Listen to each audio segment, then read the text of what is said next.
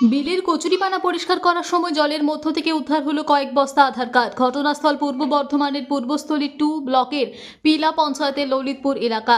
রাজ্যে এসআইআর শুরু হওয়ার পরে এইভাবে কয়েক বস্তা আধার কার্ড উদ্ধারকে ঘিরে শোরগোল পূর্ব বর্ধমানে। স্থানীয় সূত্রে জানা গিয়েছে, বুধবার পূর্বস্থলী 2 নম্বর ব্লকের পিলা পঞ্চায়েতের ললিতপুর এলাকায় বড়ডাঙ্গার মোড় থেকে পিলা পঞ্চায়েত পর্যন্ত বিলের কচুরিপানা পরিষ্কার করার কাজ চলছিল।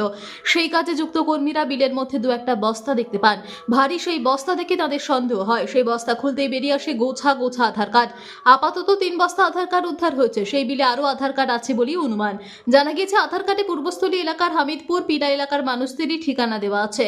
খবর পেয়ে এদিন সেখানে যায় পূর্বস্থলী থানার পুলিশ। তারা আধার কার্ডগুলি উদ্ধার করে নিয়ে যায়। স্থানীয় বিজেপি কর্মী পরিমল মিস্ত্রি ঘটনায় তদন্তের দাবি তুলেছেন। তবে পুলিশ এই নিয়ে মুখ খুলতে নারাজ। নাম প্রকাশে অনিচ্ছুক এক আধিকারিক জানান, বিষয়টি তারা খতিয়ে দেখছেন। এখানে ছিলাম, এখানে আমাদেরই সব জমি জায়গা এখানে সব আছে, জমি আছে। তো এরা হঠাৎ করে এটা পায়, আমাকে যখন বলে আমি তখন আসি এখানে। জানো কয় বস্তাটা খুলুন, এরা প্রথম ভয় পাচ্ছিল যে বস্তার মধ্যে হয়তো কিছু আছে। তো খোলার পরে তখন দেখি আধার কার্ড আছে, এই বিলের মধ্যে ছিল। এই বিলের মধ্যে ফেলে রেখেছিল।